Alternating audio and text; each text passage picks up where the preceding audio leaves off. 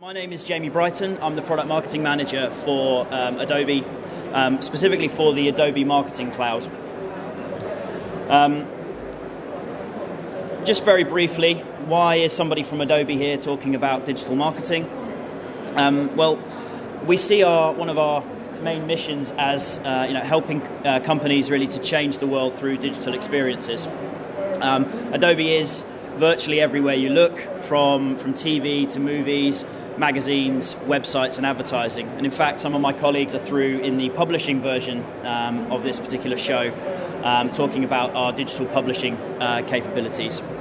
And we've been in this space really for the last 30 years, enabling businesses to engage consumers as the technology and the web have evolved, we've evolved with them. And we're continuing to transform our company just as our customers are really transforming to keep pace with the opportunities that are in front of them.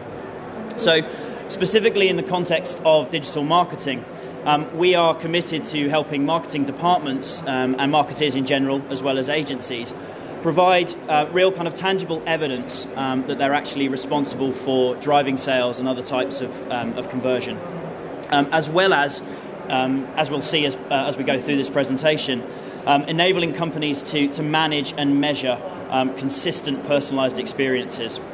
And that means both on and offline. The reason that this measurement and understanding is particularly important is, is kind of exemplified by some research that was released last year, which indicated that the CEO did not particularly trust the CMO or marketing in general. In fact, 80% of CEOs who were surveyed said that they didn't actually trust the information that they were getting from marketers. There was a disconnection between the marketer and the business results. There was an element of marketeers living in a kind of creative bubble, which was disassociated from what is actually happening in terms of the business and the key business drivers. Now, clearly, we think that is nonsense, and we actually have launched our own campaign towards the end of last year, and then it's carrying on this year, which is around metrics, not myths.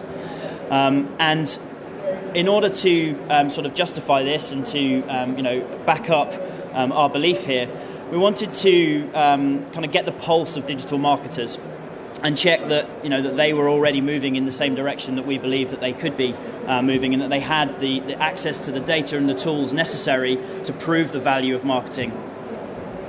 So in order to do this, we conducted a survey, and we did that in conjunction with the organisation eConsultancy.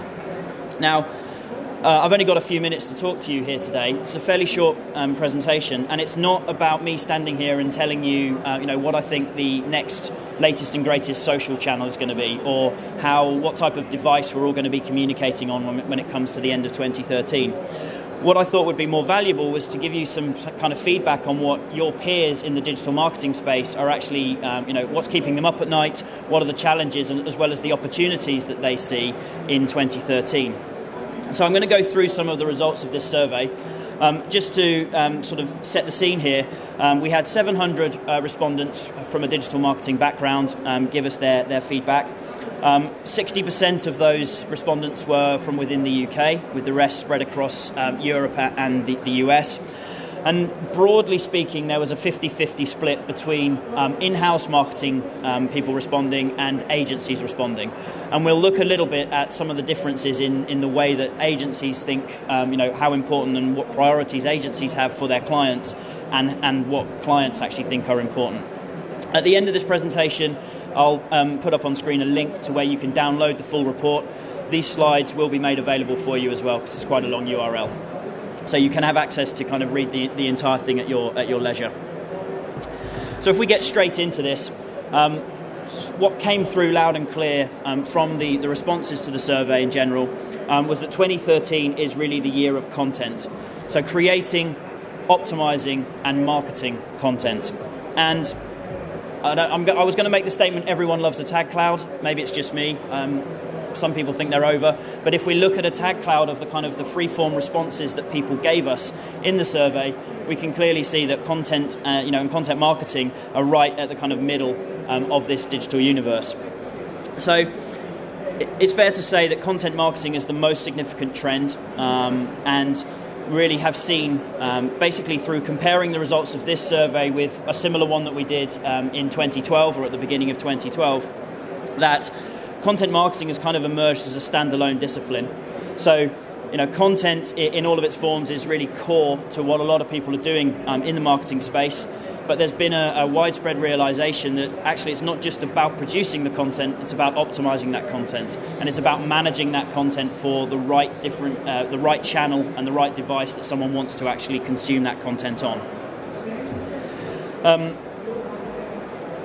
Kind of continuing the theme of tag clouds and buzz phrases, one kind of content-related buzz phrase that we've seen gather momentum kind of towards the end of 2012 is this concept of native advertising, which is really just indicative of the kind of blurring of the boundaries between paid, earned and owned media. And again, as a result of producing quality and immersive content, it's another opportunity for brands to market themselves without interrupting consumers with more explicit advertising. There are a couple of other key things to point out from this tag cloud, social and mobile. And as we see, if we compare the results from 2012 with 2013, these continue to be important, but certainly there's a kind of an understanding that these are becoming more business as usual. Where they may have been a buzz phrase before or people were scrambling to try and understand them, they've now become part of the everyday way in which we expect to communicate and our consumers expect to communicate with us.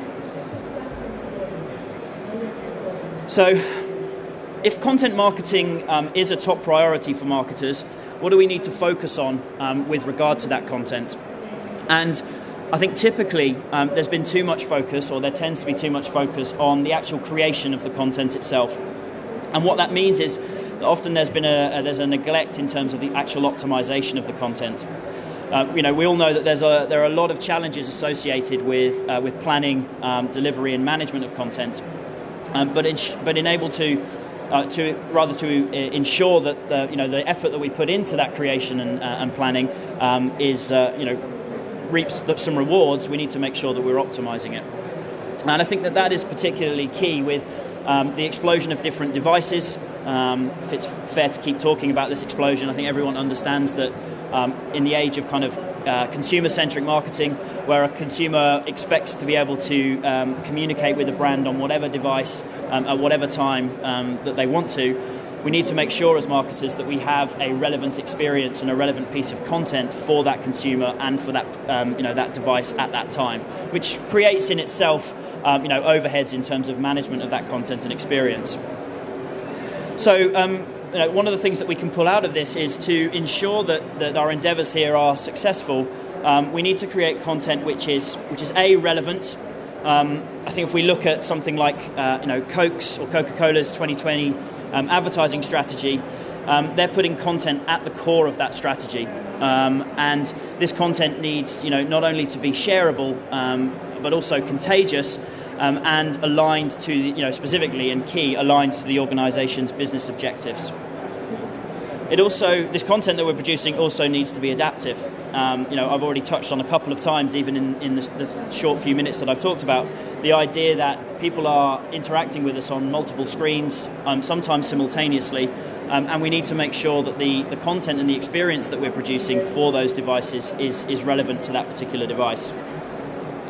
The content also needs to be user and context sensitive, and it also needs increasingly to be content that can be enriched from a social perspective. I think there was an element of of mistrust or misunderstanding with social media to start off with, and now it's becoming increasingly kind of core to what we're doing. And the flip side of that is there is an expectation from the consumer that we will have a social presence, and that if they reach out to us on a social channel, that we will respond to that request or that customer service complaint. And the kind of corollary of that for a brand is that we also get kind of user-generated content that we can use. So as consumers respond to the content that we put out there, so we're more able to to increase our social footprint, but also hopefully to create more kind of loyal brand advocates, which in a lot of cases is the goal of any kind of social strategy. So next trend, capitalizing on engagement, and in some respects this means really increasing the conversions that we get from earned and owned media. This chart's going to be quite hard for you to read at the back, but these basically represent the responses and to specific questions. And in this case, we asked respondents to the survey, which 3 kind of digital-related areas were your top priorities as an organisation. And unless you're tweeting these things, I wouldn't worry too much about taking the photos, because I will provide you with these slides afterwards. The light grey bars represent what people thought were going to be their priorities for 2012. The dark blue bar underneath represents how that's changed in terms of 2013's focus. So there's been a fairly big increase, obviously, in content marketing, but also an increase in conversion rate optimization, which has gone from 34% in terms of importance or priority to 39%. And more companies have come to realize that even small uplifts in conversion rates can bring about vast improvements in process and technology, and also ultimately result in fairly significant financial gains. And we'll look at an example of a company that's made that has a very mature strategy in terms of optimization, but even some very small tests can result in some pretty big increases in conversion rate. Targeting and personalization was at 37%, was a new option in our survey this year, but I think it's been vindicated by the fact that 37% of those people who responded thought that it was a key priority. And we'll look in a few slides' time at kind of what that means. Finally, in terms of top 3, if we think about social media engagement is fairly high up the scale. But actually, social media analytics is fairly low down in terms of people's priorities. And we really need there to be a kind of a joined-up thinking between engagement and analytics. It becomes increasingly important to justify your investment in social media. And the way that you need to be able to do that is to have analytics data about how people are responding to your social campaigns, your social strategy, but also tying that back to exactly what's happening on your web or on your mobile channel. Is the social campaign or the social the Facebook post that you put out there actually driving anything in terms of actual business on your website? So really, these top 3 priorities kind of tell the story of how companies are looking to build emotional ties with their users. It begins with content, which is there to build brand and generate inbound leads. Increasing social media effectiveness to stay engaged with customers or prospects, and ultimately increasing conversion rates at key points in the process. So the next trend that we saw and that we've picked out is great content that is then spread through social channels and ultimately is consumed anywhere. And kind of this is something that's already started to come out as we talk through these responses. And this is more from an agency perspective. So here we asked agencies who were responding to tell us what they felt their kind of top 3 priorities would be in 2013 for their clients. Again, content marketing appearing very high. In this case, a big jump on the agency side in terms of the importance of content marketing. Interestingly, from the agency perspective, the mobile optimization was indicated as a top priority for 2013. And if we were to compare this with what we saw in the previous graph around kind of in-house marketers and their responses, that mobile optimization there was in 6th place. So there's a bit of a jive there between what agencies think is important and what the in-house marketers believe. And finally, just to point out on here, a fairly big drop for social media engagement, which went from 54% last year down to 37%. Now, I don't think there's anything, specifically or kind of alarming about this. It's simply that social media strategy is now part of every sort of creative or every campaign that agencies will be producing for their clients. And rather than being an unproven toy or some sort of buzzword, it's simply there at the heart of what a lot of people are doing. So, an example of an organisation that is, kind of wanting to reach out across different channels and really use content in a lot of different ways. Investec had a lot of challenges around publishing timely market and product information. And again, I apologise, this is probably really hard to read at the back of the screen. It looks great on my Mac here, but anyway. And so they had no mobile presence, sites that they needed to publish across 25 different languages and geographies. and they needed to be able to. They're in the investment services space. They need to be able to adapt the content of their sites and their communications with customers in a very timely fashion. So what they've done is to take a kind of a mobile-first approach, re-platform their sites onto a single experience management platform. I'm not going to give you the hard sell in this presentation, but I just want to sort of point out some brands who are using kind of best-in-class technology to reach these goals already. And by doing that, they were able to provide a relevant experience across and a seamless experience across both web and app. And you can see some of the results there in terms of doubling traffic to their mobile presence, which becomes particularly important with this the kind of ever-connected consumer. Next trend, inspired content and informed algorithms, and what that means is really targeting and personalization. Now, there are certain concerns, and I don't think we've fully got to the bottom of exactly what the EU privacy directives mean for the state of personalization for brands and for websites at the moment. But I think beyond privacy, a lot of the issues that consumers face is actually just relevancy. So if you're going to target someone with a creative or a piece of content that you think is right for them, make sure that it's right for them and make sure that it's relevant. And do that across channels. Increasingly, if I get a particular experience when I'm accessing a brand's website, desktop website experience, and I then go onto the mobile version of that site or even into a native app, I expect that the messaging that I get is relevant to me and is relevant to my experience in those other different, those different competing channels.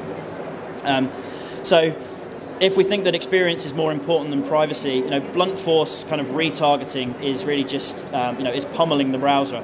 And in a lot of cases at the moment, social advertising is not optimized. There was a Nielsen study, which I'm sure a lot of you are familiar with, which said that nearly 3/4 of people who even recognised that they were being exposed to adverts on Facebook found that they were completely irrelevant to their particular likes and interests, which I think is particularly unforgivable when you consider how targeted you can be with a social advert on most of the different platforms. And just sort of finishing off on the social piece, I think when we conducted a different survey again with eConsultancy, and we asked them what kind of data were they looking to use for personalisation and targeting. 88% of those people who responded said that they felt that social graph data would have a big impact on the way in which they communicated with customers. And by that I mean the likes and the profiles that our consumers have on their social networks and amongst their social peers. But actually, of those people, only 6% said they were actually currently using that social graph data to have any kind of influence over the user experience. So, there's clearly some kind of disconnect there, and there's a massive opportunity to actually use that information to create a relevancy for the consumer. I mentioned about a brand who has a fairly mature strategy in terms of personalisation. RSA Group, who has the brand More Than, which provides insurance products, they have adopted a data-driven optimization strategy. In fact, I don't know if any of you have signed up to eConsultancy, but there's a gentleman called Dan Huddart who actually has a piece out on the eConsultancy site today. I got an email about it before I came to present. And he has really made data and the web analytics, behavioural information that he can collect core to how they communicate with customers when they're on their website. Now, kind of targeting and using behavioural data can sound a little bit, if not scary, then at least complicated and something that's very difficult to get into. Why I particularly like the example from More Than is it's one of the most sort of simplistic examples of making the experience relevant, but providing a great uplift to the user. And the example is simply when someone goes to apply for a pet insurance product on the site, rather than just giving them kind of generic imagery of animals, whether it's a cat or a dog, they actually listen to the type of breed that the person wants to get some pet insurance for. And the imagery as the person then goes through the various steps in the quote process represents that specific breed. And that change alone, and I mean, I'm not sure whether you would consider that to be targeting, but certainly I think there's an element of relevancy or personalization there. resulted in a 4% increase in sales through the pet insurance quote and buy process on their website. So again, I think that is a great example of a very, I'm not going to call it simplistic, because obviously there's a lot of thought that's gone into that activity, but it's something that we could, potentially all replicate fairly easily and drive quite a bit of business benefit. And the examples that I have, they move really from that simplistic example all the way up to the right-hand side here with Barclays, where they are using automated behavioral targeting to and effectively machine learning. So this comes back to this point about algorithms that I was touching on, as a trend, to actually let the machine pick out what is the most appropriate piece of content to serve to a user. And you can see here the stat online: 59% increase in ISA applications, and that's completed applications. What's not conveyed here is that the machine and the kind of algorithms behind the scenes picked up the fact that customers typically had something like 13 separate sessions on the site where they explored the ISA product before they were ready to actually go on and commit to an application. And so the messaging in that customer journey or life cycle needed to be relevant at each one of those 12 sessions before giving the kind of hard sell in that 13th session to actually get them to go and commit and apply for that product.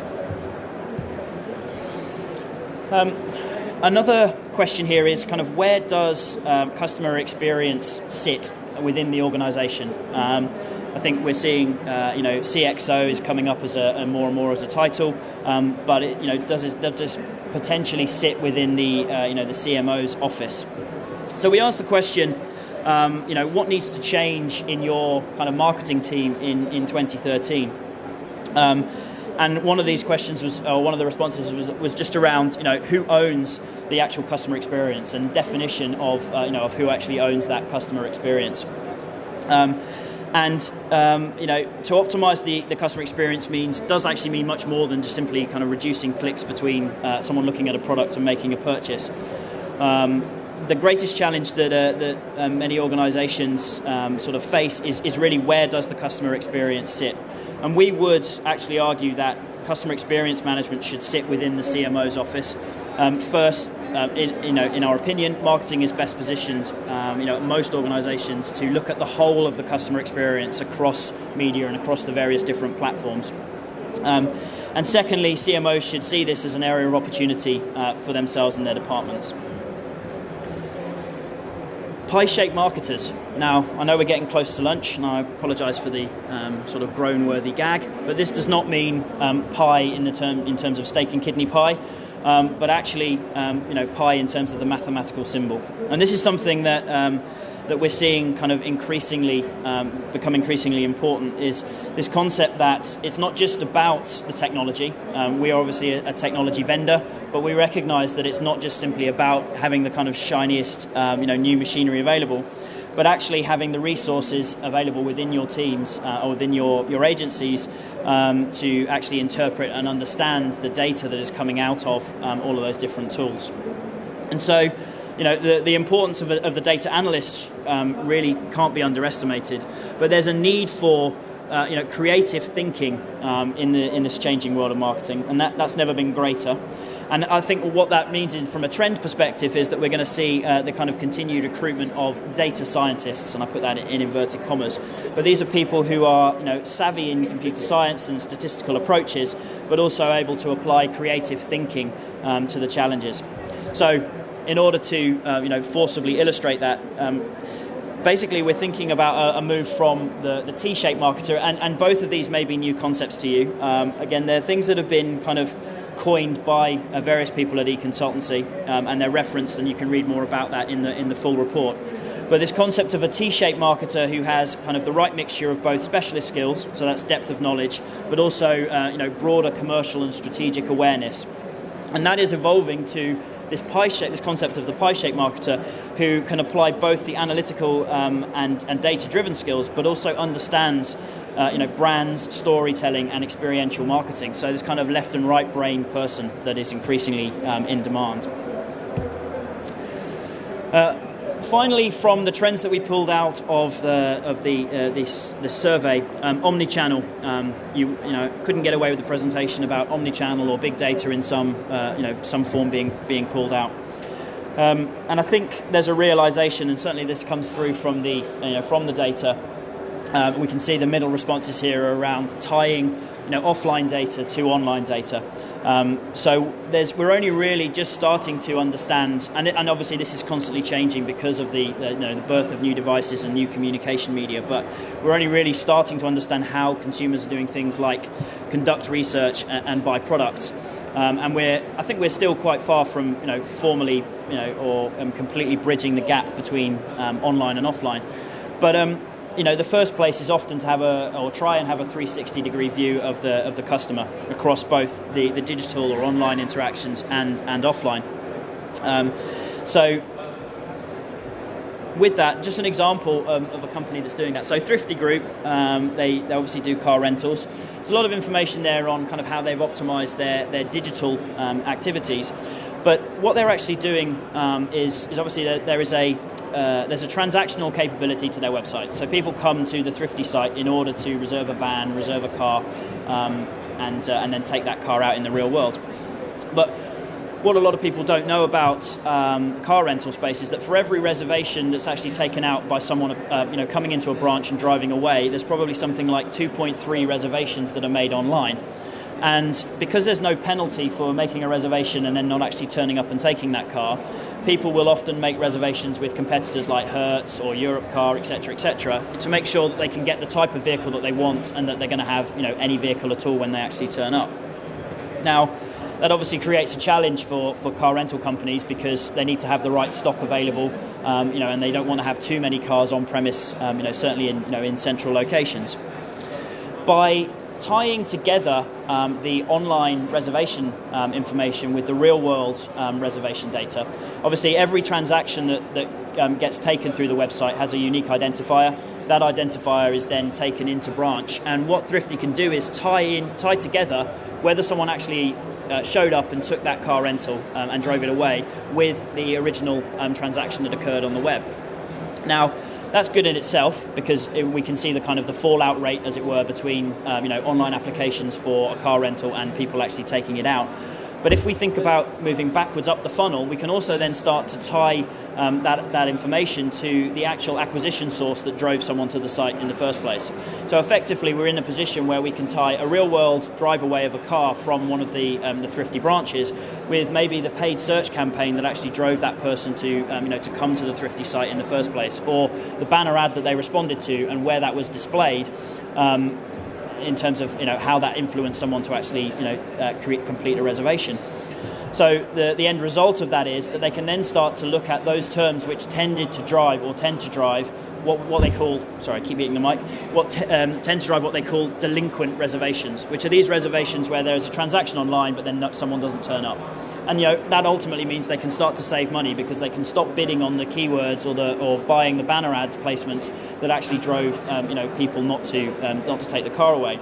And the other side of that is they can also look at those keywords which tend to result in people taking a car or maybe taking the GPS service or any of the value ads and start to target those people when they appear on the website with upsell and cross-sell messaging and opportunities.